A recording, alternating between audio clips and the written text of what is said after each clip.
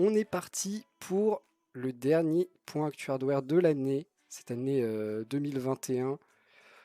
Qu'est-ce on pourrait faire un petit récapitulatif de cette année 2021, mais ça parlerait beaucoup de choses qui fâchent, du genre les cartes graphiques, donc on va éviter. On va parler aujourd'hui de plein de choses diverses et variées. On va bien sûr commencer comme d'hab avec le bon plan ou les bons plans. Epic Game Store comme d'hab, et là il y en a un par jour, donc régalez-vous, et c'est voilà, le premier de la liste est déjà plutôt intéressant. Ensuite, on reviendra rapidement sur la panne qui a eu lieu hier, panne AWS, donc Amazon Web Services. Plein d'impacts. Heureusement, ça n'a pas duré trop longtemps. Visiblement, c'était plus du côté des États-Unis, même si on a quand même ressenti les problèmes, hein, notamment Twitch qui a bien galéré, les serveurs PlayStation aussi, de ce que j'ai entendu. Donc pas mal de choses touchées, hein.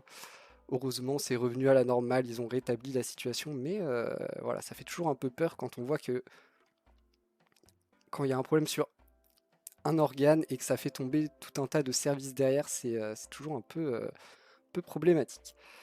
Ensuite, on parlera des batteries de demain, des idées intéressantes venant du Japon, des batteries avec du bois à l'intérieur, pourquoi pas? Ça pourrait être quand même une idée plutôt sympa, hein. Puis du bois, c'est mieux que le lithium-ion qu'on a actuellement dans nos batteries. Enfin, c'est une matière bien plus renouvelable, donc ça pourrait être intéressant dans le futur, clairement. On parlera rapidement de Sony et de sa PS5, les nouvelles coques officiellement annoncées, un petit brevet pour potentiellement une PS5 upgradée avec un, nou- un nouveau matériel à l'intérieur, une nouvelle conception même de matériel à l'intérieur. Plutôt intéressant. On parlera aussi rapidement du CES avec Asus qui nous annonce qu'ils seront là, hein, comme à peu près tous les grands acteurs de l'informatique. Ce ne sera pas les seuls et il y aura du lourd, hein, pendant le CES. Il y aura vraiment du lourd à partir du 4 janvier. Ça commencera directement très fort avec notamment, on l'a vu, Intel, Nvidia, AMD. Tout le monde est là dès le premier jour. Asus sera présent aussi. On continuera avec un peu de turfu. IBM et Samsung qui commencent à développer les technologies de transistors qui arriveront plus tard. Technologie très intéressante. Alors, on est encore sur de la conception et développement. On est loin d'une production de masse et d'être capable de produire en masse. Mais ça promet du lourd pour les années futures et les futurs processeurs, cartes graphiques, toutes les puces. Il y a moyen de perfectionner tout ça et IBM sont quand même très très chauds là-dessus. Pas en production, mais en recherche et développement, ils sont les boss. En vrai, ils sont vraiment les boss. On parlera aussi rapidement de Valve qui visiblement a optimisé son SteamOS, SteamOS qui sera pour, euh, pour le Steam Deck, la console portable de Valve. Très bonne optimisation qui devrait faire plaisir aux futurs détenteurs de ce Steam Deck qui devrait arriver pour les premiers en février normalement, qui a été malheureusement repoussé, ça devait arriver pour Noël. Ce ne sera pas pour Noël, mais du coup il peaufine le système et c'est pas plus mal. On parlera d'une carte mère pour les riches. Pour le coup, vraiment pour les riches, hein, on est sur des prix astronomiques. Une carte mère Z690 de la marque MSI. Édition limitée, édition prestige premium, à un prix très premium, hein, clairement. Ça, le prix ne vous intéressera pas, la carte peut-être que un petit peu quand même. On parlera rapidement des processeurs, notamment Intel, voilà, hein, qui reviennent quand même plutôt fort avec leur 12e génération. Et enfin, on attaquera la dernière partie, une grosse partie toujours, hein, les cartes graphiques. D'abord, on regardera quelle carte graphique pour jouer à Halo Infinite, assez intéressant et assez exigeant comme jeu visiblement, surtout en réglage graphique maximal. Et après, on fera prix et stock, peut-être un peu moins dur que d'habitude les prix et stocks, peut-être pas les prix mais les stocks en tout cas. Et on parlera Intel, AMD et Nvidia, leurs cartes graphiques respectives. Il y a un peu de news, même si on sait que tout sera annoncé le 4 janvier parce que CES, parce que conférence, tout ça. Du coup, un sommaire et un programme plutôt riche, plutôt diversifié. Moi, j'aime bien, ça me fait plaisir. Et on va commencer avec les bons plans, toujours agréable de commencer avec des bons plans. On a un jeu gratos offert par l'Epic Game Store qui régale habituellement toutes les semaines avec 1, 2, 3 jeux, ça dépend. Là, on est période de Noël, donc ils vont encore plus loin. Ils nous offrent un jeu par jour à partir d'aujourd'hui jusqu'à Noël, je crois. Et on commence avec Shenmue 3, jeu que je ne connais pas trop. J'ai entendu parler, mais j'y ai jamais joué. Jeu plutôt de combat. D'ailleurs, je me demande si c'est pas le jeu qui a été financé par un financement participatif, Shenmue 3. Peut-être que je me trompe. En tout cas, habituellement, il vaut 30 euros. Là, pendant 24 heures, il est totalement gratuit sur l'Epic Game Store. Régalez-vous. Encore une fois, ça ne coûte rien. Vous avez juste à l'ajouter à votre bibliothèque. Vous n'avez même pas besoin de le télécharger sur l'instant. Donc, ce serait bête de se priver. Et en plus de ça, aujourd'hui, c'est ce jeu. Demain, ce sera un autre. Donc, allez faire un tour tous les jours, dans le doute. Ajoutez le jeu offert à votre bibliothèque. Vous verrez plus tard si vous intéresse ou pas. Mais dans le doute, ce serait bête de se dire le lendemain de la disponibilité gratuite, en fait j'aimais bien le jeu et maintenant je vais être obligé de le payer. Donc régalez-vous, quand même un jeu qui vaut habituellement 30 euros, gratuit pendant 24 heures. Voilà, ce serait quand même dommage de passer à côté. Et un par jour donc, allez-y tous les jours. On va parler rapidement des problèmes qu'il y a eu hier, hein. On l'a quand même senti. Ça a été dur, hein. Twitch est tombé, hein, clairement.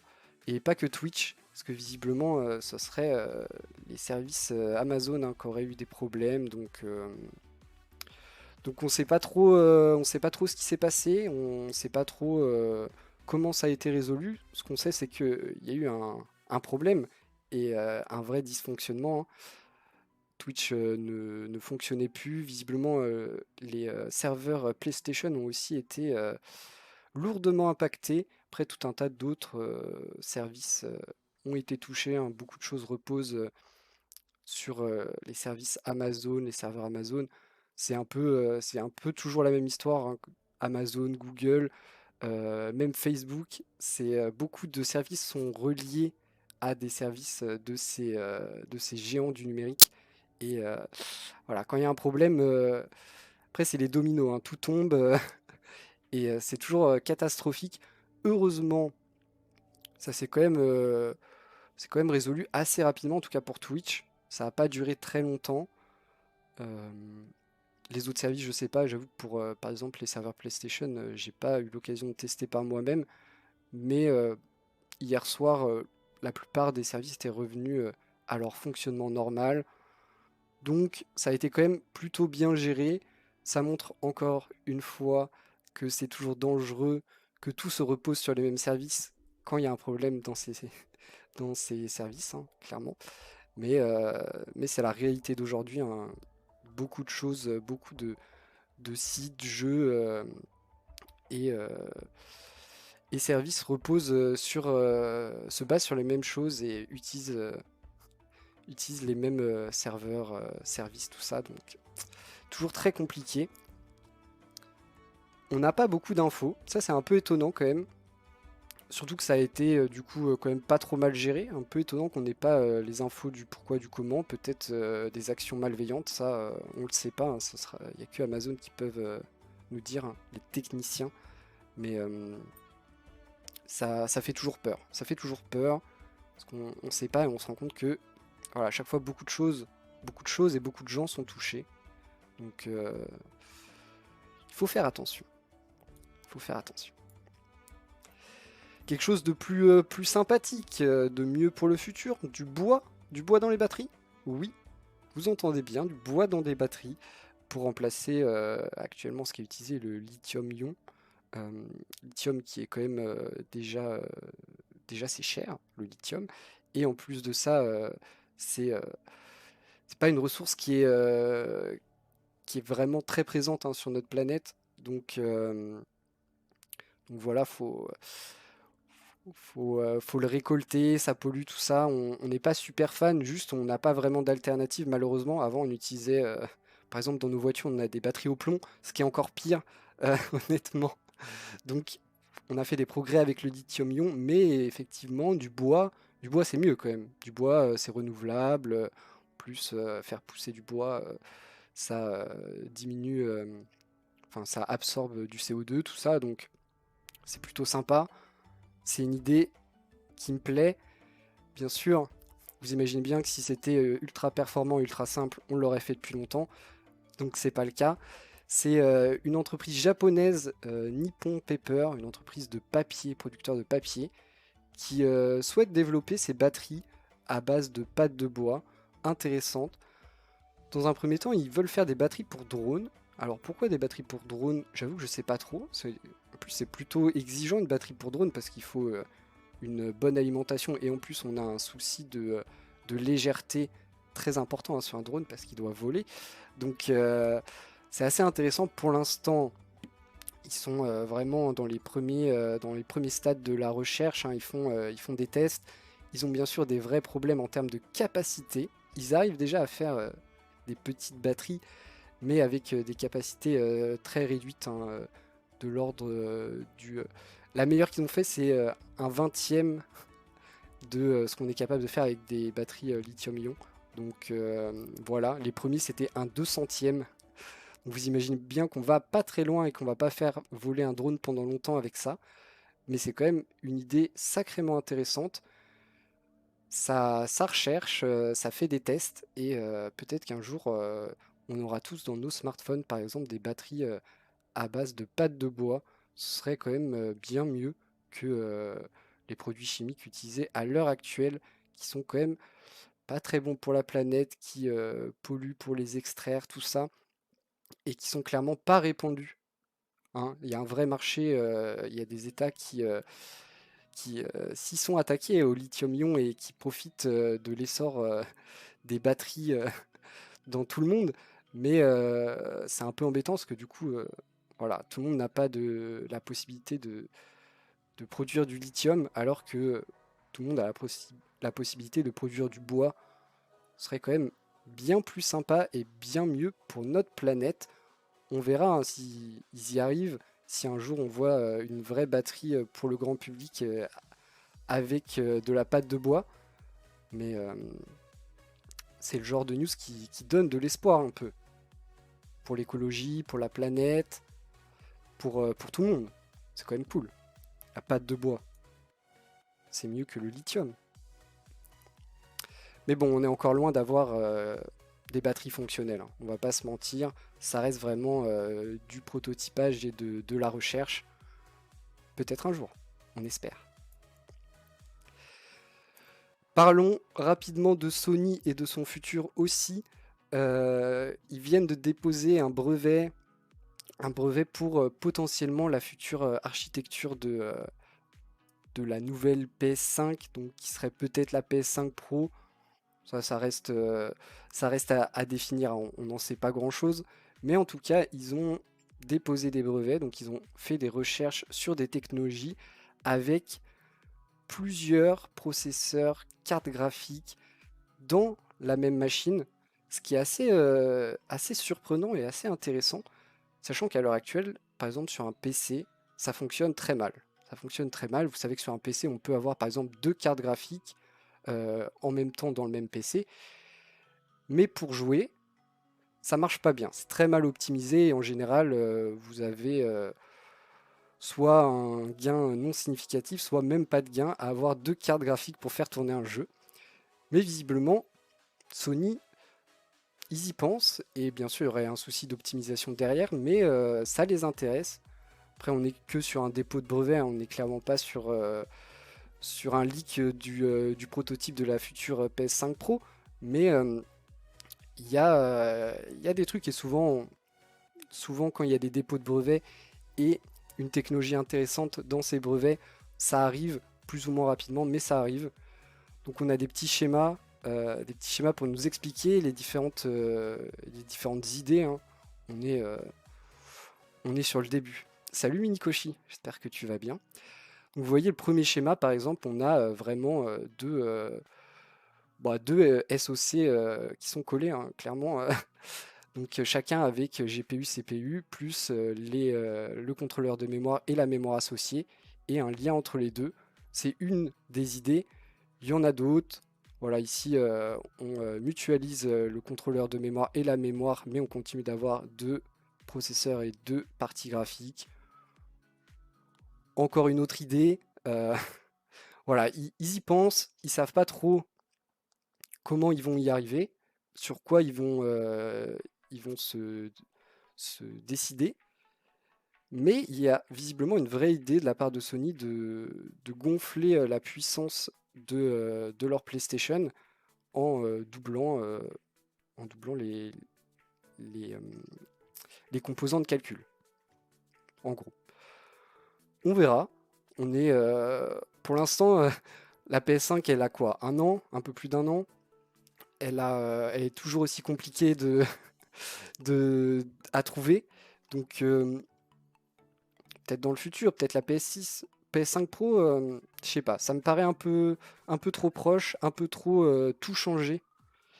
Donc je suis pas méga convaincu que ça arrivera sur une version un peu refaite de la PS5, mais peut-être sur la PS6, hein. D'ici là, d'ici là on aura probablement vu plein d'autres choses arriver. Mais l'idée est pas mauvaise. Le seul truc que je trouve très étonnant, c'est que c'est quelque chose qui existe sur PC depuis longtemps, qui n'est pas du tout exploité et pas du tout optimisé.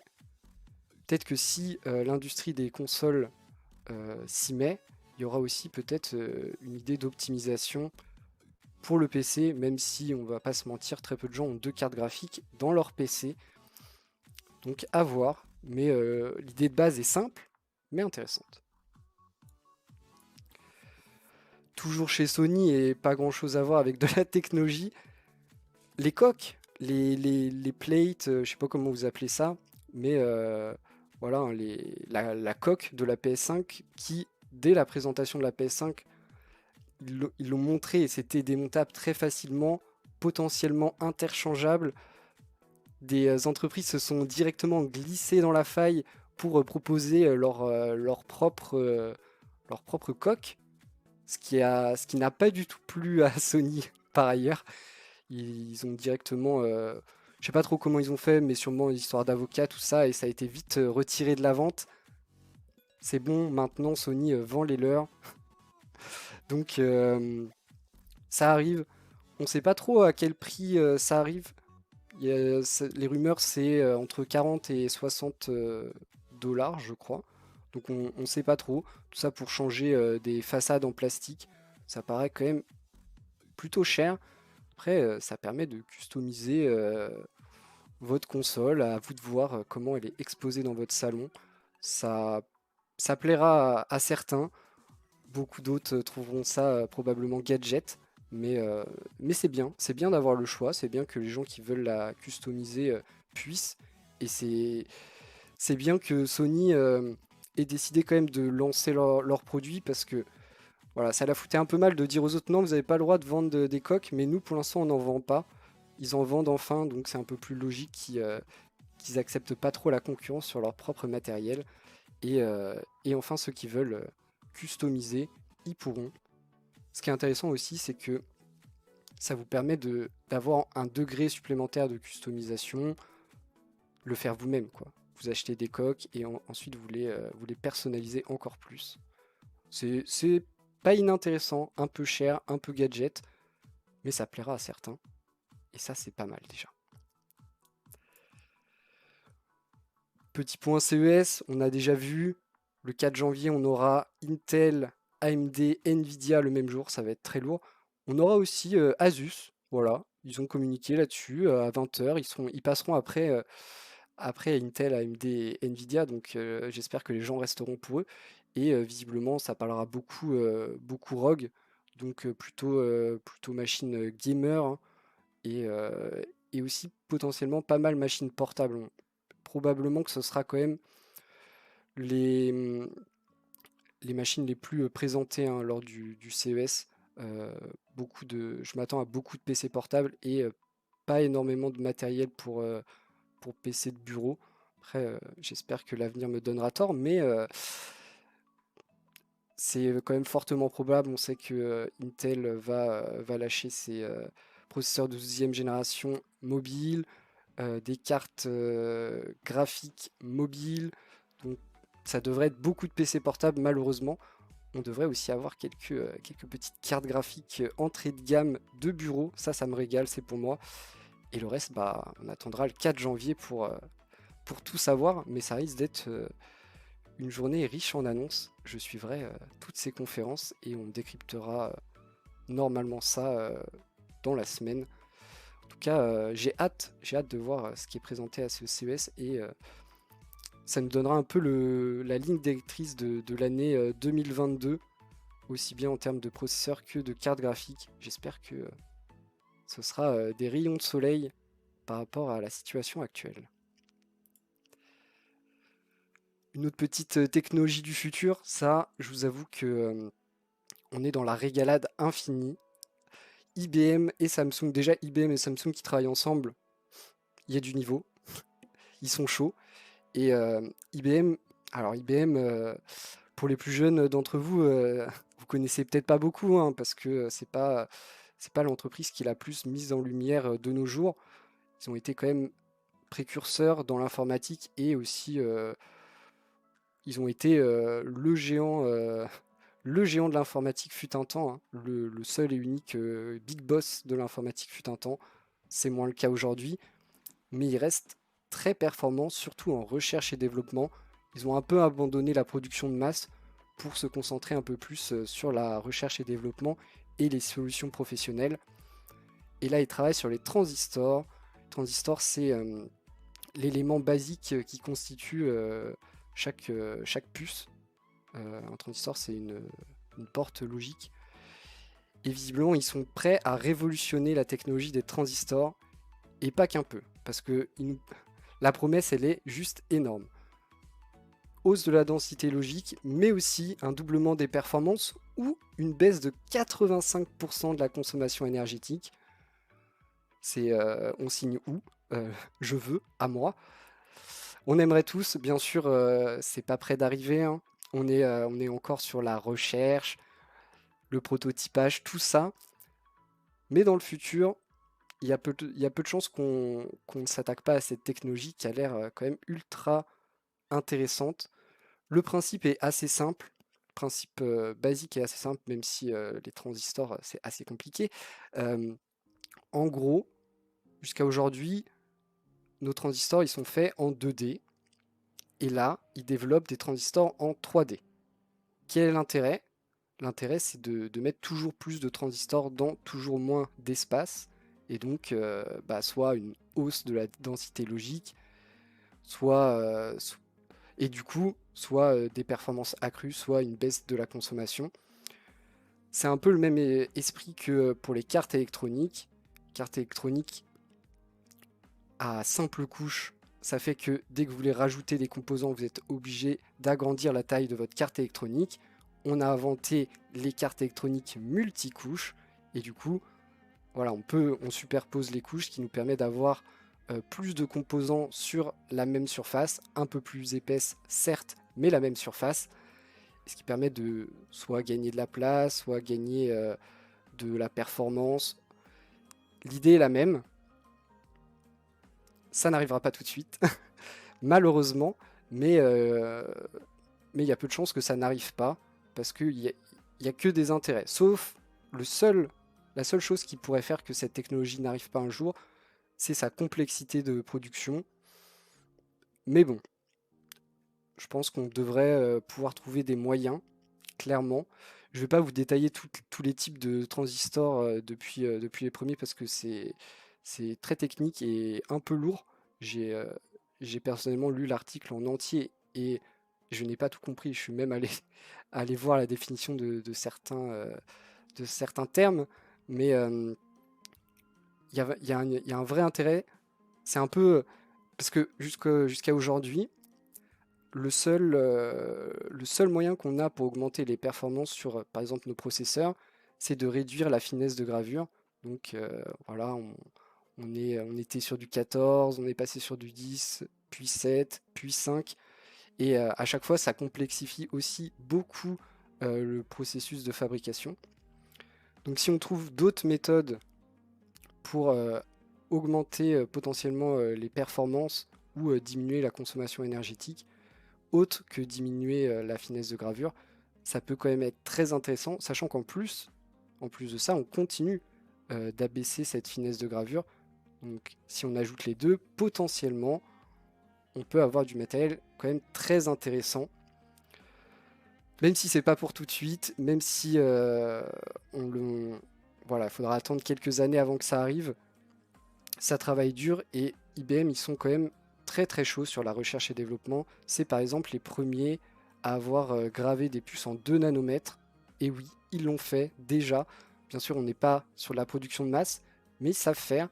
Pareil, ils sont en train de travailler sur le 1 nanomètre. Et oui, euh, il y a des années, on en rêvait encore et eux travaillent dessus.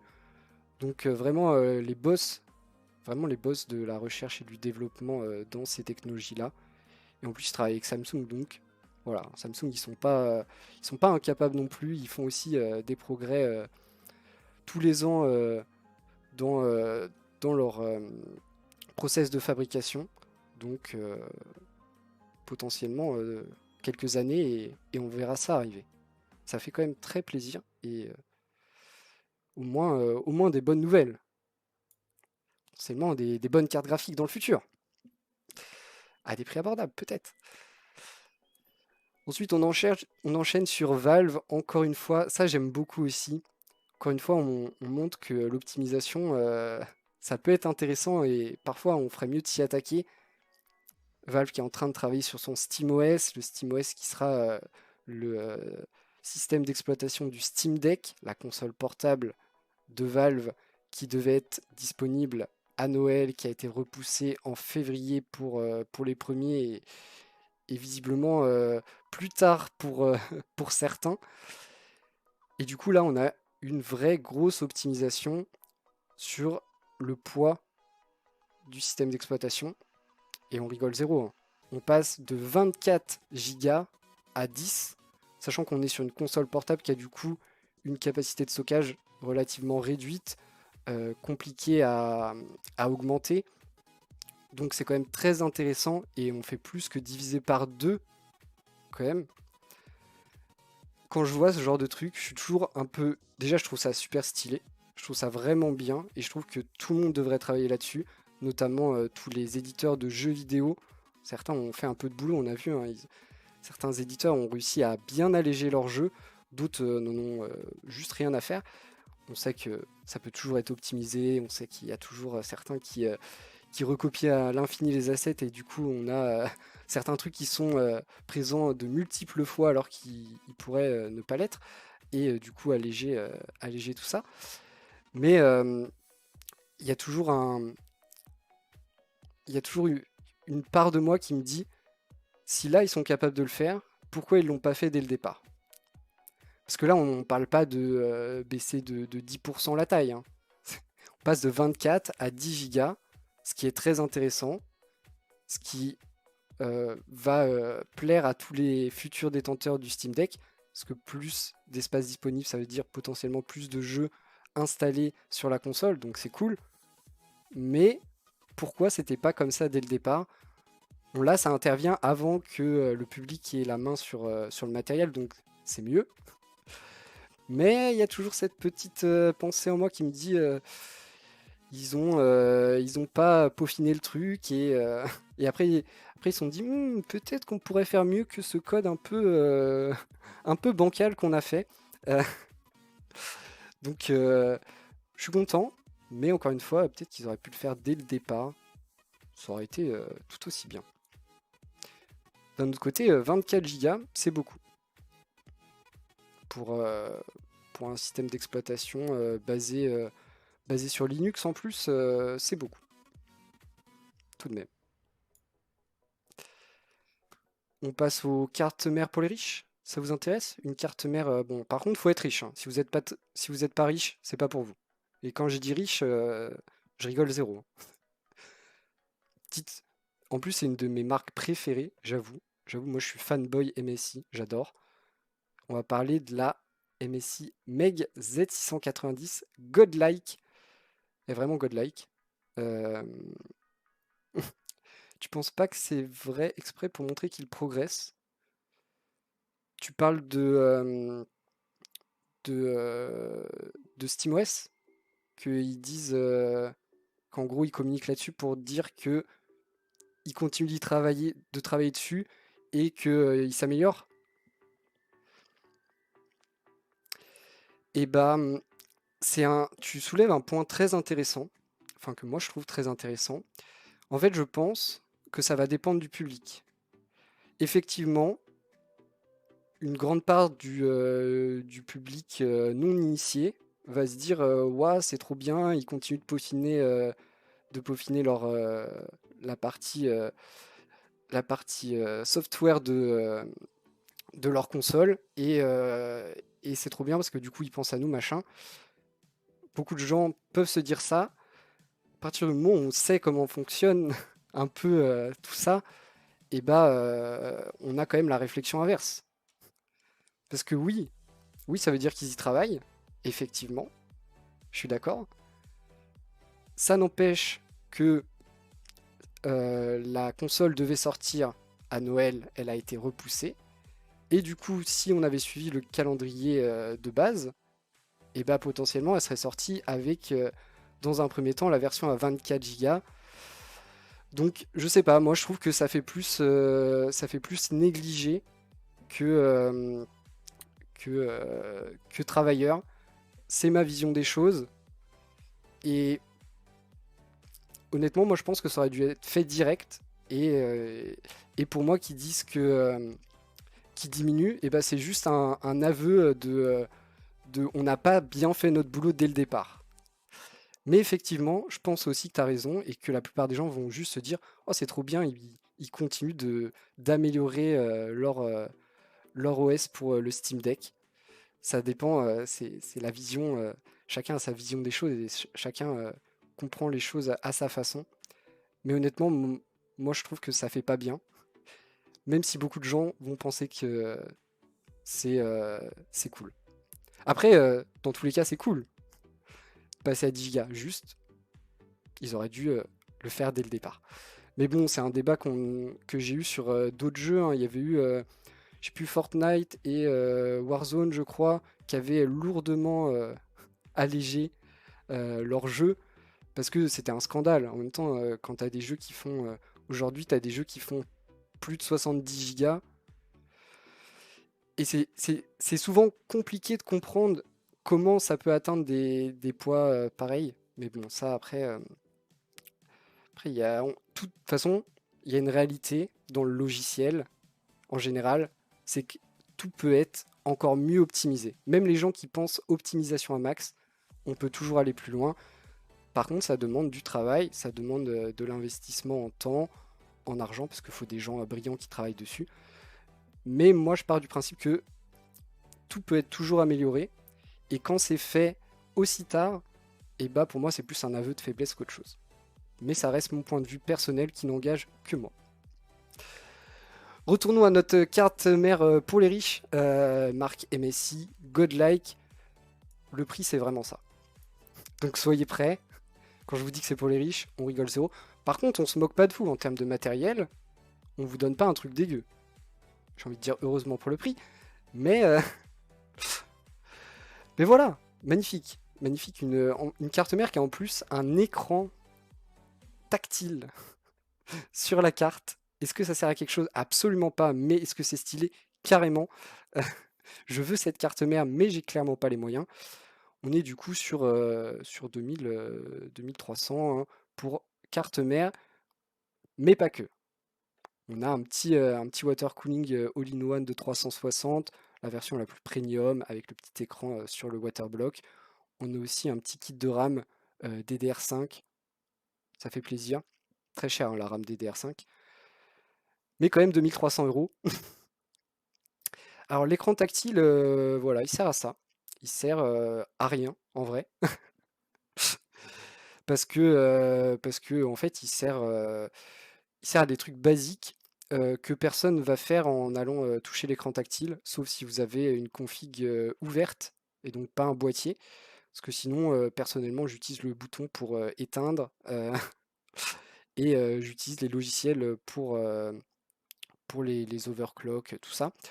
Mais, mais c'est très stylé, honnêtement. Ça ne sert à rien, mais c'est très stylé. Qui ne veut pas un écran tactile à l'intérieur de son PC? Franchement. Par contre, vous le payez. Ça c'est la mauvaise nouvelle. Euh, Ah bah oui, bien sûr qu'il faut ouvrir le PC, parce qu'il est, on le voit ici, il est là, là, il est, il est là, sur la carte mère. Donc c'est carrément à l'intérieur du PC, hein. Ça ne sert à rien. Il faut carrément ouvrir le PC. Donc ça ne sert à rien, mais c'est très stylé. J'imagine que, bon là on nous affiche ça, mais j'espère plutôt plus que j'imagine. Ma page elle bouge toute seule, j'ai les mains là, là, et ma page elle bouge toute seule. J'espère qu'on peut personnaliser un peu ce qui est affiché et pas forcément afficher que ça, ce qui serait quand même dommage. Ça reste, ça reste à voir. Peut-être du coup plutôt avoir une config ouverte dans ces cas-là. Si vous avez ce genre de carte mère, plutôt une config ouverte. Plus sympa quand même.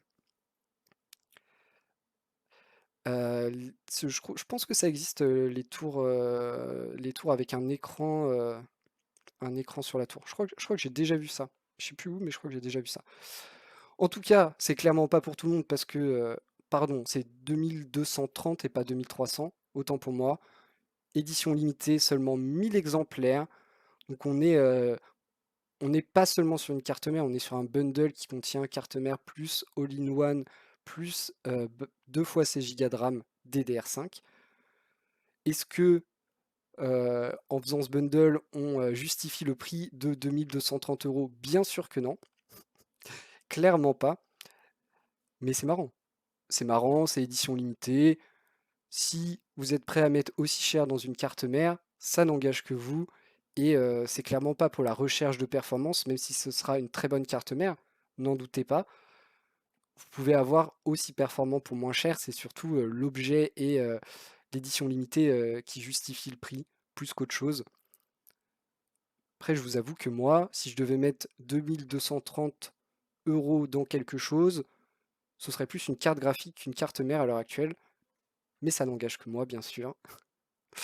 Et effectivement, je trouve ça un peu cher, mais j'adore MSI. Et en vrai, elle claque. Elle est très stylée. Regardez cette carte mère, très stylée. Très grande, très stylée, très performante et très chère. Franchement, ça me régale. Ça me régale. Qui ne voudrait pas, franchement, si je vous la donne, si vous n'avez pas à la payer, qui n'en veut pas? Personne. Et personne n'ira se plaindre de l'écran tactile qui est à l'intérieur du PC. Personne, bien sûr. On passe un peu au processeur. Ça vous tente? Pas beaucoup de news hein, sur les processeurs en cette semaine. Il faudra attendre encore une fois le CES pour avoir les vraies infos. Mais déjà, et ça c'est pas vraiment surprenant, on a Intel qui remonte dans les parts de marché face à AMD. Bien sûr, on a tous été convaincus par cette 12e génération, alors qu'on avait tous un peu craché sur la 11e, clairement. La 12e, elle cartonne.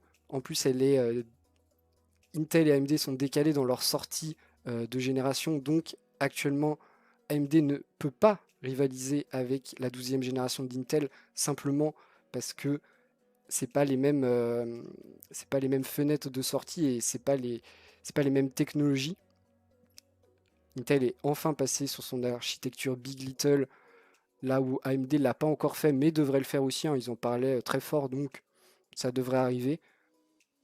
On espère avec la prochaine génération, mais ça c'est pas sûr. Ils en parlent pas trop, donc c'est pas sûr. Par contre, ils vont embarquer dans leur prochaine génération, bien sûr, la DDR5, le PCI Express 5.0, donc ils devraient un peu recoller. Mais pour l'instant, Intel est meilleur parce que c'est les derniers à avoir sorti du matériel et du coup, ils remontent. Est-ce qu'on a un peu les parts de marché? Oui, que je n'arrive pas à lire du tout. Euh, du coup, on a quoi? On a 30% de parts de marché, progression de 7% pour Intel. Ils sont toujours un peu largués hein, quand même. Toujours un peu largués. AMD a 70% des parts de marché, ce qui est quand même, ce qui est quand même assez insane, sachant que Intel est resté longtemps, très longtemps devant et largement devant sur à peu près tous les processeurs, que ce soit bureau ou mobile. Donc là, ça revient. Mais AMD reste largement devant sur cette période de septembre 2020 à novembre 2021. Je suis, je suis quand même étonné que, j'avoue, j'étais pas allé regarder tous les chiffres, quand même étonné que AMD ait des si grandes parts de marché. Après, ça s'arrête à novembre 2021. Donc, euh, donc je pense que ça continue de retourner en faveur d'Intel sur cette fin d'année, à voir sur le début d'année prochaine, une fois qu'AMD aura fait ses annonces. En tout cas, ça remonte. Ils ont été dans la sauce Intel. Après avoir été les boss du game, ils ont été dans la sauce. Continue sur Intel et les processeurs. On va parler rapidement du i5 12400. Ça continue de faire les annonces petit à petit des différents modèles de ces processeurs de 12e génération. On a eu d'abord les versions K, donc avec les coefficients débloqués. Et petit à petit, on lâche un peu toutes les autres versions. Le 12400, c'est le Access i5. Donc c'est le i5 de bureau le moins cher, normalement. Et on le compare très facilement avec la concurrence, le Ryzen 5 5600X, qui est lui le Ryzen 5 le plus performant d'AMD, dernière génération. Et on se rend compte que c'est la même chose, c'est équivalent avec, voilà, là ici on a 0,2, je sais même pas, c'est quoi, c'est des images par seconde, probablement. Donc ça se vaut.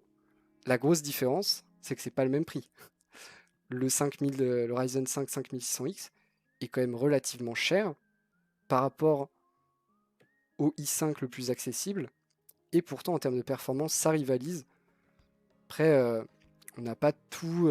Voilà, c'est du leak. Donc, on n'est pas sur des données totalement fiables. Mais si ça se révèle exact, ça veut quand même dire qu'il y a eu un vrai gain de performance. Parce que normalement, le Ryzen 5 le plus performant doit être comparé au i5 le plus performant et pas au i5 le plus accessible.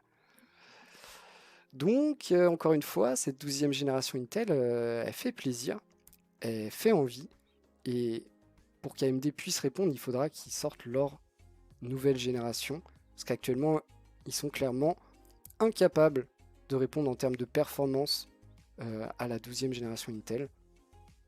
C'est quand même plutôt sympa et on va enfin retourner dans une vraie dynamique de concurrence entre Intel et AMD et ça me fait très plaisir, aussi bien parce que du coup ils vont devoir se dépasser pour sortir du matériel toujours meilleur, mais aussi sur les prix, parce que s'il y a concurrence, et il y aura aussi petite bataille des prix pour aller grappiller des parts de marché, et qui c'est qui gagne là-dessus? C'est nous, les consommateurs. Donc c'est plutôt cool. Encore une fois, il faudra quand même attendre la prochaine génération d'AMD. Parce que si AMD débarque avec une nouvelle génération qui éclate les, euh, les processeurs de 12e génération Intel, il n'y aura pas vraiment de concurrence. Et on sera en mode, bon, Intel a encore perdu. Mais ça, pour l'instant, on ne le sait pas. Je crois, dernière news sur les processeurs, mais en vrai, pas vraiment les processeurs. On nous présente le Ventira de stock Intel qui est pour l'instant pas disponible et qui sera fourni dans les versions box des processeurs qui ont 65 watts de TDP. C'est mignon, je vous ai ramené, parce que la caméra va réussir à faire le focus, je vous ai ramené la version d'avant. Voilà, ça ressemblait à ça avant. Et à côté, vous avez la nouvelle version. On n'est pas sur une révolution, clairement pas. Il est bien sûr pas suffisant pour déjà les processeurs K et pas suffisant pour les i9. Donc il ne sera pas... si vous achetez un i9 box, vous n'aurez pas celui-là. Je sais pas si vous en avez un ou pas, mais vous n'aurez pas celui-là, c'est sûr, parce qu'il ne sera pas assez performant. Voilà, petite remise au goût du jour de leur ventirad stock, qui ne fait rêver personne. Clairement, les ventirad stock, c'est vraiment... déjà, il faut avoir un processeur pas trop... qui va pas trop pousser et pas trop chauffer, parce que sinon, ça va se transformer en turbine d'avion dans votre PC. Et personne n'a envie que son PC fasse le bruit d'un avion. Donc faites attention. Et bon, voilà, ça reste des solutions de refroidissement plutôt basiques. Vous pouvez avoir quand même bien mieux pour pas trop cher en termes de ventirad. Le ventirad, c'est pas trop cher. Water cooling, c'est plutôt cher, on va pas se mentir. Ventirad, c'est pas trop cher. Même les ventirad très haute performance, ça reste dans des prix très corrects. Donc c'est vraiment utiliser les ventirad stock, vraiment si vous n'avez pas quelque chose de puissant qui chauffe trop et que le bruit ne vous dérange pas trop. Sinon, mettez un petit billet dans un ventirad un peu plus performant, ça fera pas de mal. Mais surtout, je voulais vous montrer qu'il n'y a pas vraiment d'évolution d'un point de vue design. Pas beaucoup. Ah si, c'est vrai, il y avait cette... je pensais qu'on avait fini avec les processeurs, mais pas du tout. Une news qui me fait de la peine. Beaucoup de peine. Une news qui reste à confirmer, bien sûr, parce qu'il n'y a pas eu les annonces, ce sera lors du CES. Mais on sait que Intel va présenter ses versions mobiles de sa 12e génération. Et visiblement, il y aurait certains processeurs qui ne bénéficieraient pas de l'architecture Big Little. Donc l'architecture Big Little est fait cohabiter des cœurs dédiés à la performance et des cœurs dédiés à l'efficience, donc qui consomment peu d'énergie, ce qui est quand même très intéressant, surtout sur une plateforme mobile qui tourne sur batterie et du coup a une quantité d'énergie très limitée. Et là, visiblement, on aurait des processeurs qui auraient seulement les cœurs performance pour les plateformes mobiles, ce que j'ai du mal à comprendre, honnêtement, parce que du coup, quelle est la différence entre ces processeurs-là et la 11e génération, sachant que certains processeurs de 11e génération bénéficiaient déjà du 10 nanomètres d'Intel, donc même process de gravure, même finesse de gravure. Et voilà, pareil, on a un seul type de cœur dédié à la performance. Je sais pas. Honnêtement, j'ai du mal à comprendre. Et pour convaincre clairement les gens d'acheter ces nouveaux processeurs de 12e génération, il va falloir montrer un gain significatif en termes de performance ou de consommation énergétique par rapport à la 11e génération. Sinon, il n'y a aucun intérêt. Il n'y a vraiment aucun intérêt. On ne profite pas de l'architecture Big Little. On ne profite pas d'une nouvelle finesse de gravure. Pourquoi en faire des nouveaux? Donc à voir. Bien sûr, il y aura aussi des versions, notamment les i9, par exemple les i9 mobiles, eux auront les deux types de cœurs. Ça, c'est sûr. Mais on nous parle que sur certains i7, i5, i3, on n'aurait qu'un type de cœur. Pourquoi? Ou à la limite, pourquoi pas mettre que des cœurs efficience? Et du coup, voilà, plutôt jouer là-dessus et dire, effectivement, c'est pas les processeurs les plus performants du monde, mais par contre, c'est ceux qui consomment le moins d'énergie. J'aurais trouvé ça plus pertinent que arriver et dire, bah, en fait, c'est les mêmes, juste ils ont un autre nom. C'est les mêmes que la génération d'avant, juste ils ont un autre nom, quoi. Encore une fois, ça reste à confirmer. On aura la confirmation normalement le 4 janvier. Mais j'ai du mal à comprendre. Si vous avez un début de réponse, je suis prêt à l'entendre. Parce que vraiment, pour moi, il n'y a pas d'intérêt. Il n'y a pas d'intérêt à faire ce genre de processeur. Mais il y a sûrement une raison. Ils feraient pas les choses pour rien. Ils sont pas bêtes chez Intel. Enfin, j'espère pas. On passe aux cartes graphiques. On a bientôt fini le dernier point actu hardware de l'année. Oh là là, la petite tristesse. Dernier point actu hardware de l'année.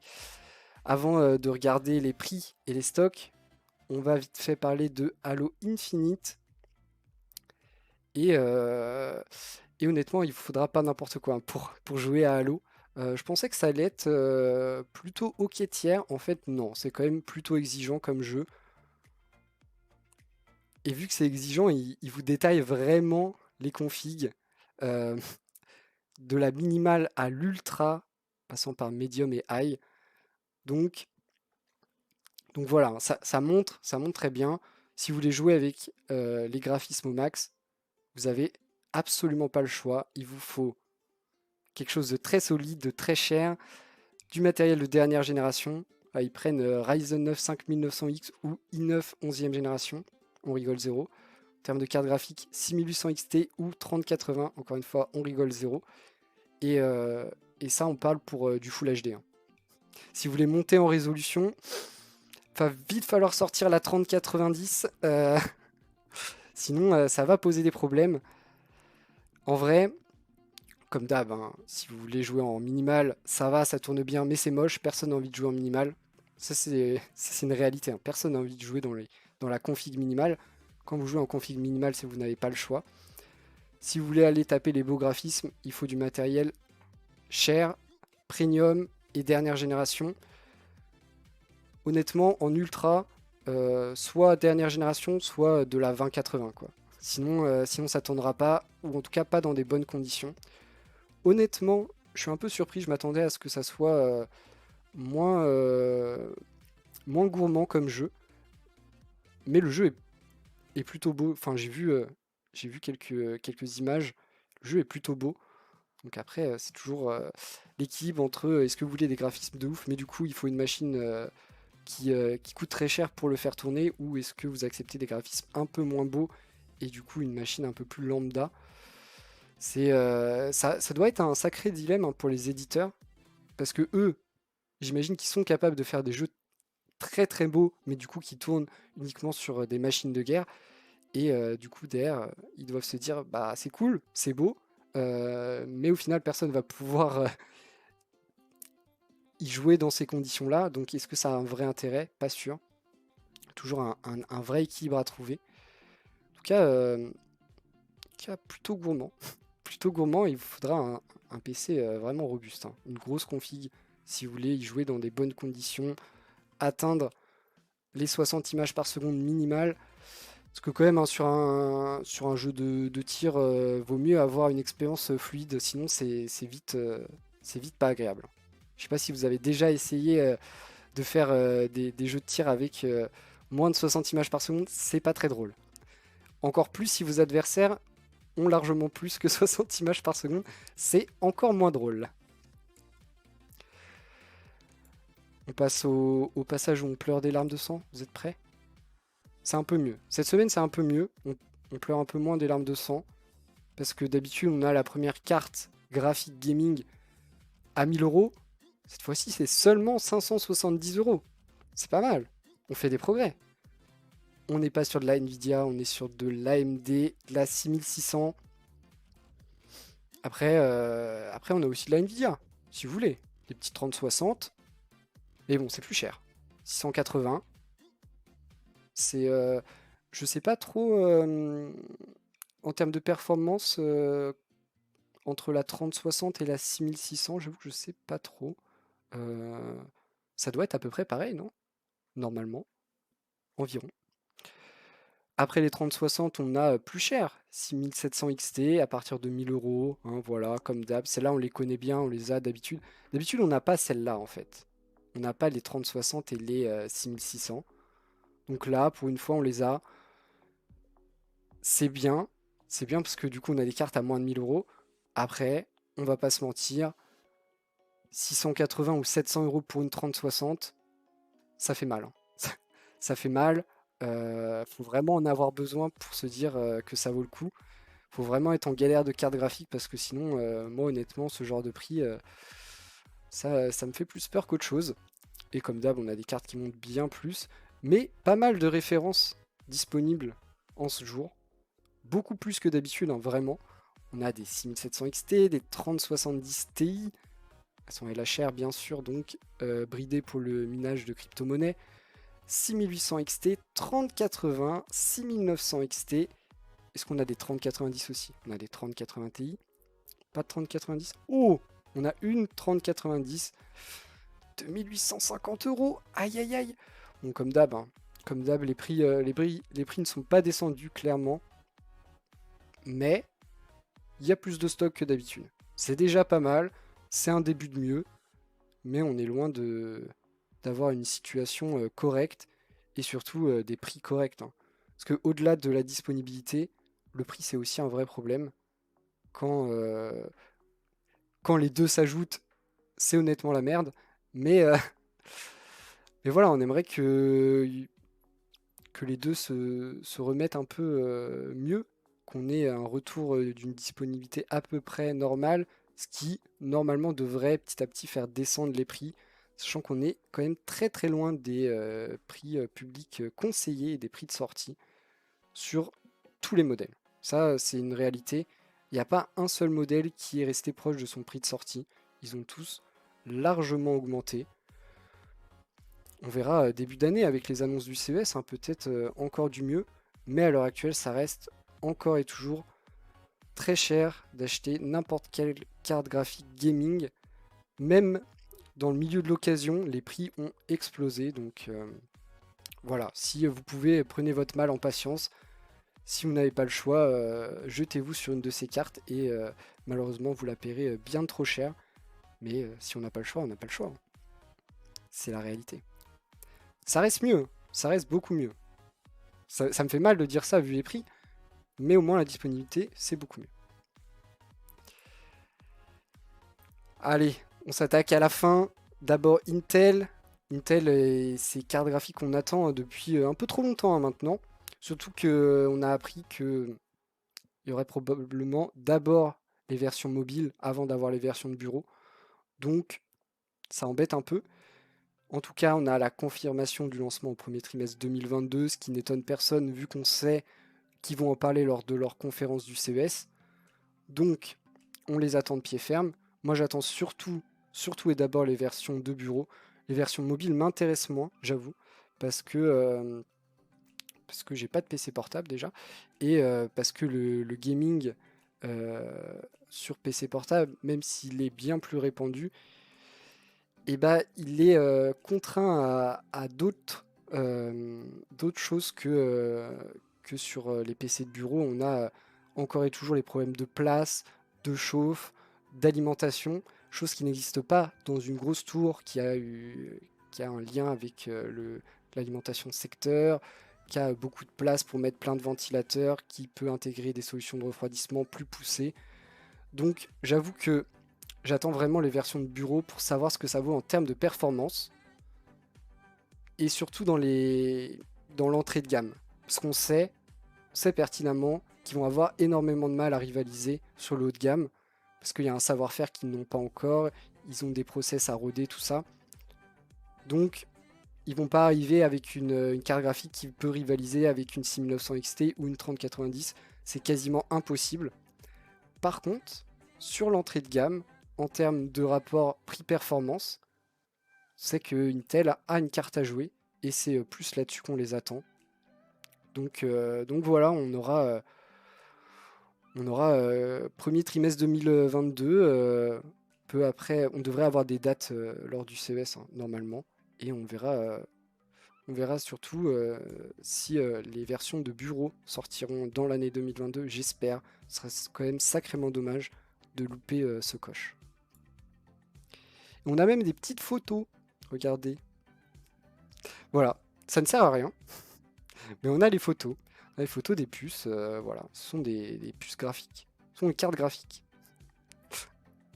Donc différentes versions. Celle-là qui est censée rivaliser avec une 3070 ou 3070 Ti, un truc comme ça. Ça risque d'être compliqué. Et des versions... celle-là, ça va être... Ah bah d'ailleurs, ce sera uniquement pour PC portable, pas trop étonnant. Ça va être quand même très léger en termes de carte graphique pour du gaming. Faudra voir après en termes de performance, mais devrait y en avoir pour tout le monde sauf pour le très haut de gamme. Et en vrai, c'est pas plus mal. C'est pas plus mal parce que, à mon avis, ils sont incapables de rivaliser sur le très haut de gamme. Encore une fois, 4 janvier, on aura les réponses à nos questions. Et probablement beaucoup plus d'informations et des dates. Des prix pas sûrs. J'aurais bien aimé, mais des prix pas sûrs. Ensuite, les cartes graphiques. Après Intel, on a AMD. On finira par Nvidia. Non, en vrai, on finira par les cartes pour le minage, pour une fois. Ce que je fais très rarement. Mais pour une fois, il y a des petites news intéressantes. Mais d'abord, AMD et des mauvaises nouvelles. Encore des hausses. J'ai l'impression que toutes les semaines, on nous annonce des hausses sur les cartes AMD. Et faudrait que j'aille voir, mais j'ai l'impression que c'est vraiment le cas. On ne sait pas. On ne sait pas de combien.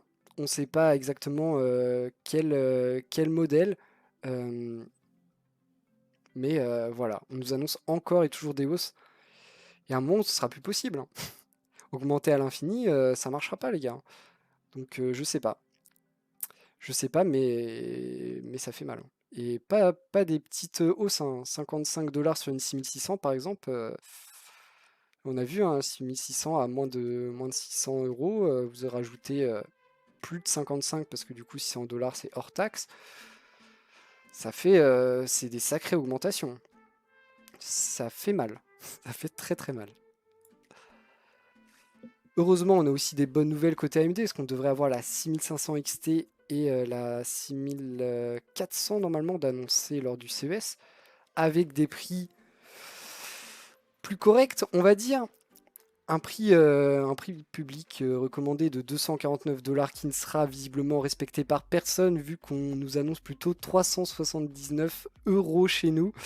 On est quand même loin des prix publics conseillés, hein, même en ajoutant les taxes, ça correspond pas. Donc encore une fois, des cartes qui devraient être plus chères que leur prix annoncé à la sortie. Ça fait quand même mal. Et je sais pas, 379 €. Faudra voir ce qu'est vous en termes de performance, mais on parle d'une carte qui a seulement 4 Go de mémoire dédiée, ce qui est quand même pas énorme de nos jours et pas forcément suffisant pour tout faire tourner dans des bonnes conditions. Ça fait voilà, on est partagé entre c'est cool, enfin des cartes entrée de gamme, et les cartes entrée de gamme sont quand même à des prix assez élevés, en sachant en plus que ça, c'est des prix qu'on nous annonce et qui seront peut-être pas non plus respectés et probablement encore plus élevés à la sortie. Encore une fois, il faudra attendre la sortie, mais j'attends avec impatience le jour où des cartes graphiques sortiront au prix annoncé. Ça, ce serait une régalade. Hors Founders Edition de Nvidia, qui sont du coup à des prix bloqués, c'est une autre histoire. Mais ça me plairait quand même. Je sais pas vous, mais moi ça me plairait d'avoir des cartes au prix annoncé. Plutôt que des cartes à 2 fois le prix annoncé. Après je dis ça, je dis rien, hein. En tout cas, il y aura des modèles. Ça c'est la bonne nouvelle du jour. Parce que par exemple chez PowerColor, on aura 13 modèles de 6400 et 6500 XT. Donc vous voyez, hein, de quoi convenir à tout le monde, différentes tailles, hein. Il y aura des petites versions avec un seul ventilateur, des versions plus grandes avec 2 ventilateurs, peut-être même certaines avec 3 ventilateurs, les vraiment grosses versions. Il faudra attendre les benches en termes de performance pour savoir ce que ça vaut. Mais ils annoncent plein de modèles. Est-ce qu'il y aura plein de modèles de disponibles? Encore une fois, il faudra attendre le jour de la sortie pour savoir. C'est bien, hein, d'annoncer plein de modèles différents, mais encore faut-il pouvoir les produire et les rendre disponibles à la vente. Toujours la difficulté. On passe chez Nvidia avec d'abord une bonne nouvelle. On commence par une bonne nouvelle, ça fait toujours plaisir de commencer par une bonne nouvelle. Petite rumeur qui nous dit que MSI aurait baissé le prix de ses cartes RTX 3000.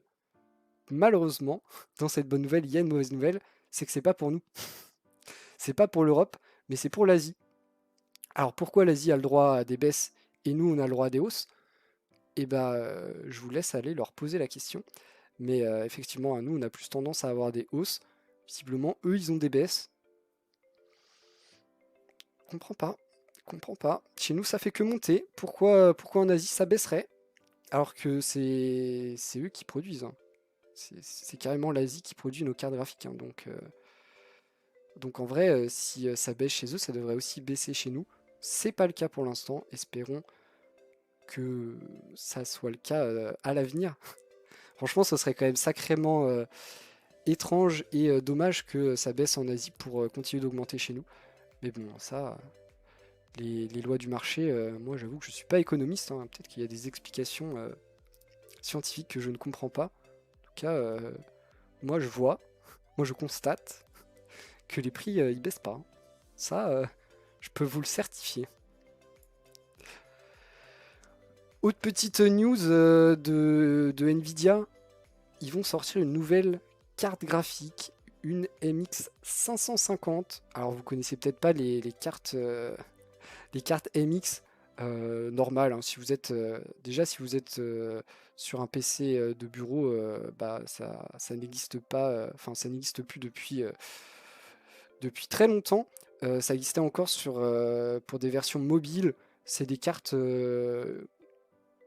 ultra access. En vrai, c'est vraiment la première gamme de cartes graphiques qui sont pas vraiment performantes, mais qui font un taf basique. Franchement, gloire aux gamers, peut-être pas quand même, hein, parce que si vous utilisez ce genre de carte pour jouer, vous allez quand même être assez vite déçu. Une carte qui embarque seulement 2 Go de mémoire vidéo, on va pas aller très loin, on n'est pas sur un monstre de performance. Ce sera dans probablement des ultra portables, hein. C'est probablement ça que ça vise. Ce sont des cartes qui consomment très peu d'énergie, qui font le taf. Après, je serais curieux de voir la différence en termes de performance entre ce genre de carte, qui est du coup vraiment très access, et une partie graphique intégrée d'un processeur un peu premium. Je serais vraiment curieux de voir s'il y a un écart significatif ou pas. Parce que là, on parle quand même d'une carte graphique dédiée, hein. Donc, à voir. Moi, ça m'intéresse pas plus que ça. Est-ce que ça intéresse des gens vraiment? Je sais pas. Je sais pas. Je suis pas capable de répondre à cette question. Mais ça continue de sortir des nouveaux modèles. Est-ce que c'est bien? Est-ce que c'est pas bien? Est-ce qu'il ferait pas mieux de se concentrer sur les cartes qui n'arrivent pas à produire suffisamment? On ne sait pas. On ne sait pas non plus si c'est les mêmes lignes de prod. Il y a aussi ça qui compte. Mais ça continue de sortir des nouveaux modèles. Une puce Ampère, hein, donc une architecture pas vieille, euh, mais vraiment dimensionnée pour du très entrée de gamme, on va dire. Encore une fois, ça risque d'être le genre d'annonce qu'on devrait avoir au CES avec les multitudes d'annonces sur les plateformes mobiles. Ça devrait être très riche en annonces sur les plateformes mobiles. On continue dans l'access chez Nvidia avec des 3050. On en avait déjà parlé de la 3050. On s'attendait à voir 8 Go de mémoire dédiée.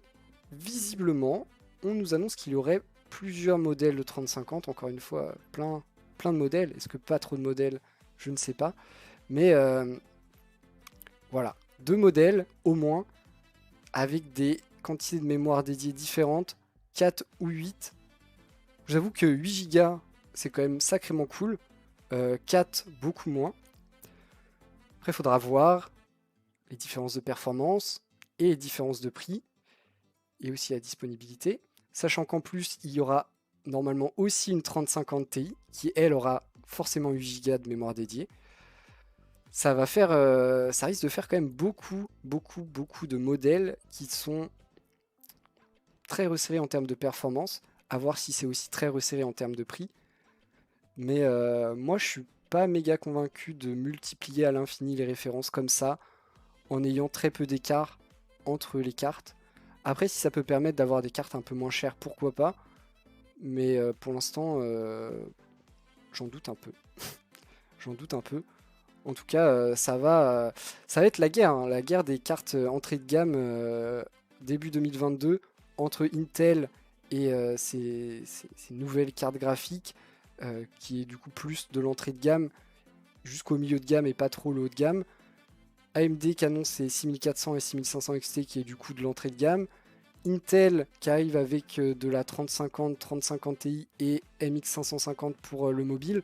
Ça va vraiment être la guerre sur l'entrée de gamme des cartes graphiques. Et moi, ça me régale. Parce que, potentiellement, ça peut faire baisser les prix. Et en ce moment, on prend tout ce qui peut faire baisser les prix sur les cartes graphiques. Vraiment tout. Petite nouvelle un peu triste. On en avait parlé, la 3070 Ti qui aurait dû être annoncée aujourd'hui. Non, demain, 17. Aujourd'hui, on est le 16. Visiblement, ils sont pas prêts. Visiblement, ils sont pas prêts. C'était un peu le seul, la seule date qui était un peu étrange dans les annonces qu'on avait eues. La plupart des dates parlaient de conférences début d'année, probablement CES, et sortie dans la suite, hein, janvier, février, par là. On nous avait parlé d'une 3070 Ti nouvelle version avec 16 Go de mémoire dédiée qui arriverait mi-décembre. Très chelou. Visiblement, ce sera pas le cas.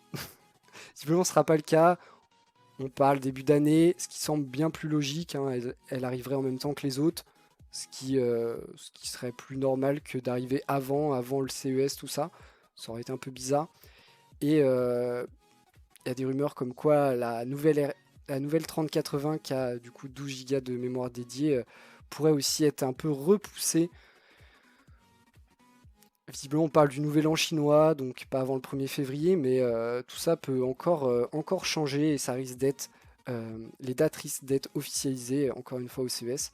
Donc on attendra le 4 janvier pour savoir quand on pourra avoir les infos, mettre la main sur ces cartes, avoir les performances de ces cartes, tout ça, tous les gens qui pourront les tester pour vraiment savoir ce que ça vaut, les différences entre les anciennes et les nouvelles versions. Parce que là, on parle de cartes qui sont qui existent déjà. La 3070 Ti existe déjà, juste elle n'a pas 16 Go de mémoire dédiée. La 3080 existe déjà, juste elle n'a pas 12 Go de mémoire dédiée. Donc on devrait en apprendre plus début d'année. Le CES va nous révéler normalement plein de choses. Ça va être intéressant. La 3080 aussi, en plus d'être repoussée, visiblement elle serait un peu plus performante en termes de. Enfin, en tout cas, elle aurait un peu plus de cœur que la 3080 actuelle. Ça va perdre les gens de fou, hein. Par contre, pour savoir, quel modèle, est-ce que c'est l'ancienne version, nouvelle version, sachant qu'elle porte les mêmes noms, il faudra se référer à la quantité de mémoire dédiée. C'est pas simple, ça risque de perdre un peu les gens. Je pense qu'ils auraient dû les nommer autrement, peut-être caler un petit super ou ce genre de truc, histoire de vraiment faire une différence et que ça soit clair pour tout le monde. Là, ça va être. Va falloir faire attention aux caractéristiques détaillées des cartes que vous achetez pour pas vous faire avoir. Ce sera important. On finit avec un peu de minage de crypto-monnaie et une news très étonnante. Honnêtement, moi je la trouve très étonnante. Après, je ne mine pas de crypto-monnaie, je ne suis pas du tout un expert là-dedans. Des gens pourront probablement bien mieux en parler que moi. Mais c'est quelque chose qui est en plein essor, bien sûr, les crypto-monnaies, le minage, tout ça. On a vu que c'était une des raisons, c'était pas la raison, mais c'est une des raisons qui fait qu'on a une tension pareille sur le secteur des cartes graphiques. C'est parce que beaucoup de cartes sont utilisées pour miner de la crypto-monnaie. Donc, ils ont voulu, bien sûr, faire des cartes dédiées à ça, que ce soit chez Nvidia avec les séries CMP ou d'autres petites boîtes comme ça. Là, c'est XFX qui nous annonce une carte pour miner. Voilà, donc elle ressemble à rien, parce qu'on s'en fout, de toute façon elle sert à miner, donc elle n'a pas besoin d'être belle. On n'a pas besoin d'avoir un design soigné, on s'en fiche, ça c'est pour les gamers mais pas pour les mineurs. On a une. Déjà elle n'est pas passive, ce qui aurait pu être un bon truc, hein, pour le minage, les cartes passives c'est quand même mieux. On a la technologie du blower, donc avec un ventilateur traversant pour avoir un refroidissement efficace avec un seul ventilateur, ce qui est pas dégueu, hein, comme technologie. Le truc, c'est qu'en termes de performance, on est à 70 MHz, ce qui est correct, mais pas extravagant. On est bien loin de ce que peut produire une 3090 par exemple. Et on a un prix ultra élevé, mais quand je dis ultra élevé, on est à 2000 $ pour une seule carte qui produit du coup 70 MHz. Tu m'étonnes que les mineurs ils préfèrent aller acheter des RTX 3000 plutôt que ces cartes-là, les RTX 3000 sont moins chères et plus performantes. Donc, what the fuck? Qu'est-ce qui explique ce prix? D'abord, c'est du matériel plus destiné aux professionnels. Voilà, déjà, donc souvent le matériel pro c'est plus cher. En plus, on a de la mémoire HBM2 qui est très très chère. Alors oui, c'est très performant, mais c'est très cher et du coup, bah, ça se retrouve aussi dans le prix. Je sais pas, moi j'ai du mal à comprendre dans quel monde une boîte peut sortir cette carte et se dire, oh, le mineur, quand il va voir ça, il va se régaler, il va direct vouloir m'en commander plein. Bah non, moi si j'étais mineur de crypto-monnaie, si j'avais une ferme de minage, et bah je continuerais à acheter des RTX pas LHR pour, pour miner de la crypto-monnaie et pas ces cartes qui valent tellement cher. C'est comme les CMP qui sont les cartes du coup Nvidia dédiées au minage de crypto-monnaie. Alors, elles sont pas mauvaises. C'est des cartes qui sont relativement performantes. Elles se basent sur le même genre de puces que ce qu'on peut trouver dans les cartes gaming. Mais elles sont très très chères.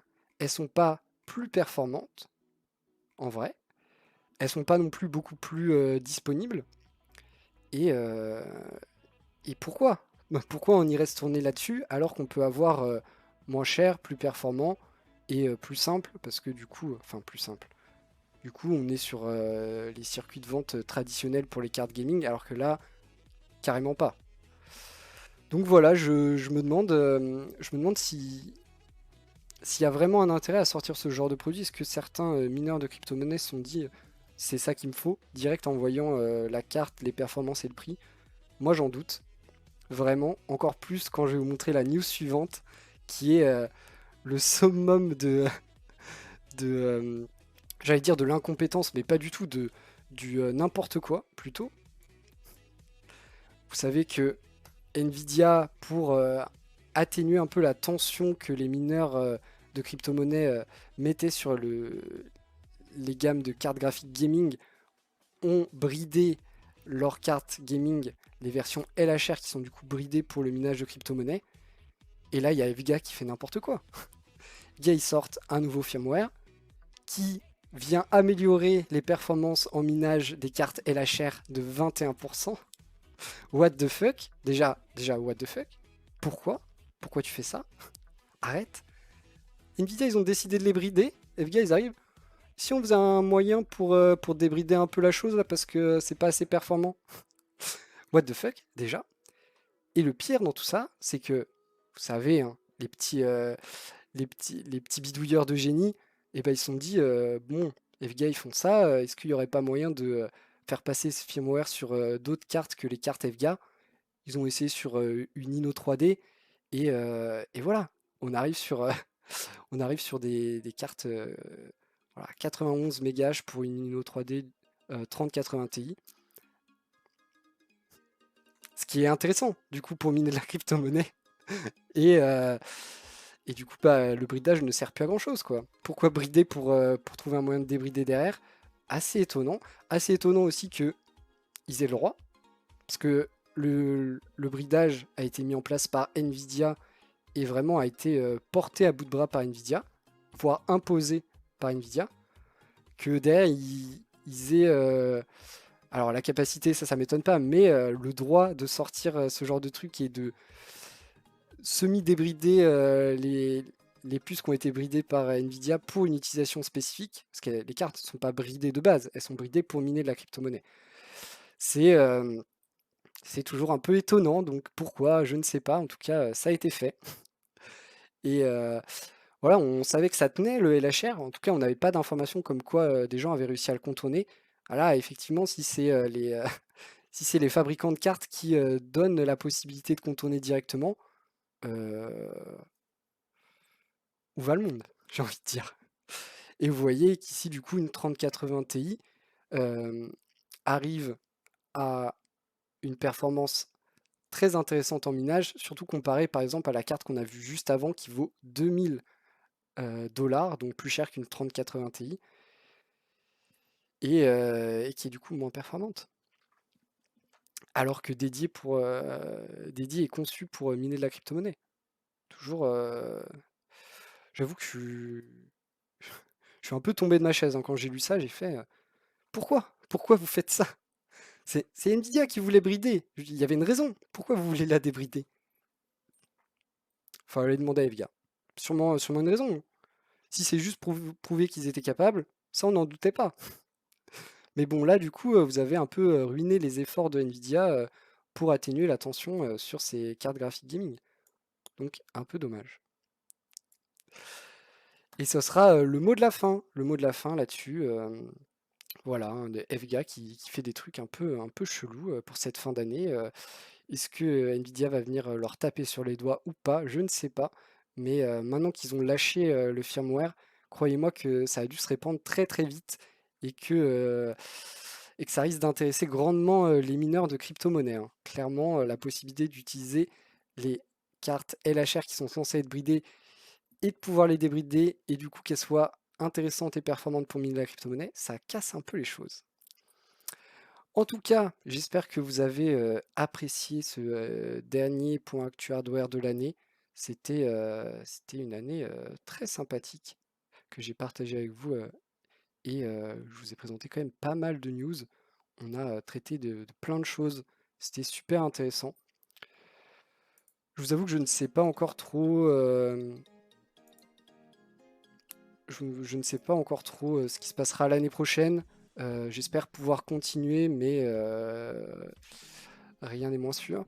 Euh, j'essaierai de garder cet événement toutes les semaines. En tout cas, je vous assure que je ferai le début d'année, au moins la première semaine de janvier, parce que c'est sûr que j'aurais envie de parler de ce qui aura été annoncé et présenté au CES. Après, dans la suite de l'année, rien n'est garanti, on verra. Mais j'ai adoré faire ça toute l'année. J'espère que j'aurai réussi à intéresser et captiver des gens, que vous aurez passé des bons moments en ma compagnie. Et j'espère qu'on se retrouvera toujours plus nombreux pour l'année 2022 et les nouvelles annonces qu'il y aura. Surtout suite au CES, ça risque d'être très riche et très intéressant. En tout cas, comme d'hab, merci d'avoir regardé. N'hésitez pas déjà dans un premier temps à faire des retours constructifs si possible. Et voilà, sinon petit tour sur les réseaux sociaux, tout ça, petit sub à la chaîne YouTube, les petits follow sur Twitch, Twitter, Instagram, le Discord si vous avez envie de discuter, tout ça est disponible. Si vous avez des questions, n'hésitez pas, le Discord est là pour ça. Et, euh, et voilà, je vous fais des bisous, je vous souhaite une bonne fin d'année et on se retrouvera pour le prochain point Actu Hardware début janvier, j'espère, en bonne santé et après avoir passé des bonnes fêtes.